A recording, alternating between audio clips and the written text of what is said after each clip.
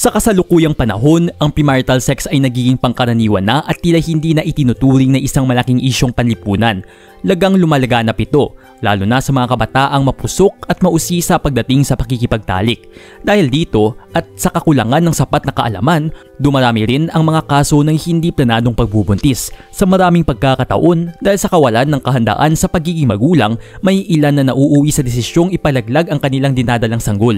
Bago natin simulan ang video na ito, huwag kalimutan mag-subscribe sa aming channel para sa mga health tips and advice at huwag kalimutan pinutin ang bell button para lagi maging updated sa aming mga bagong videos.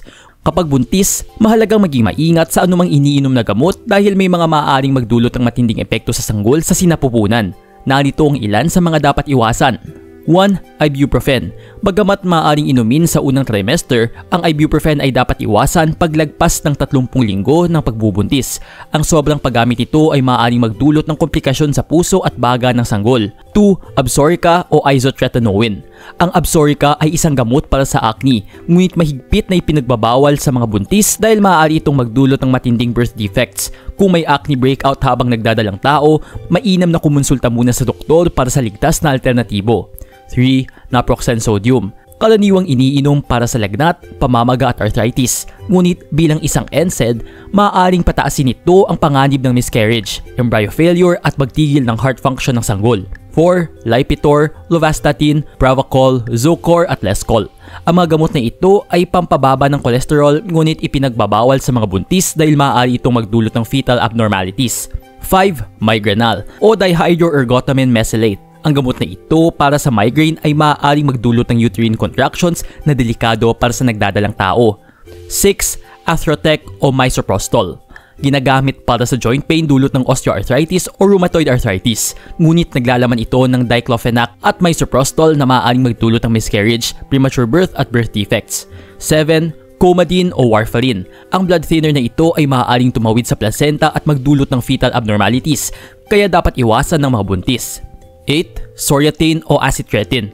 Ginagamit para sa severe psoriasis, ngunit maaaring magdulot ng birth defects tulad ng cardiovascular malformations at skeletal abnormalities. 9. Arava o leflunomide.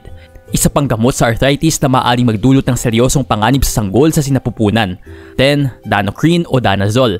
Ginagamit sa endometriosis at fibrocystic breast disease, ngunit naglalaman ng male hormones na maaaring makaapekto sa babaeng fetus. 11. Restoril o temazepam. Isang gamot para sa insomnia, ngunit ipinagbabawal sa mga buntis dahil naglalaman ito ng benzodiazepines na maaaring magdulot ng premature birth at mababang timbang ng sanggol. 12. Lupron o lioprolide. Ginagamit sa endometriosis at uterine fibroids, ngunit maaaring magdulot ng miscarriage kung ininom ng buntis. 13. Tazorac o tazarotene. Panggamot sa acne, wrinkles at psoriasis, ngunit may panganib na magdulot ng birth defects. 14. Clonopin o clonazepam. Isang gamot laban sa seizures, panic disorders at anxiety, ngunit maaari magdulot ng withdrawal symptoms sa bagong panganak na sanggol. 15. Fluconazole o diflucan. Ginagamit para sa fungal infections tulad ng vaginal thrush, ngunit maaari magdulot ng birth defects sa sanggol sa sinapupunan. 16. Ativan o lorazepam. Isa pang gamot para sa anxiety at mental health disorders, ngunit maaari magdulot ng birth defects at life-threatening withdrawal symptoms sa sanggol. Nag-enjoy ka ba sa video ito? Please hit the like button and subscribe sa aming channel para sa iba pang video tulad nito. Salamat sa panunood!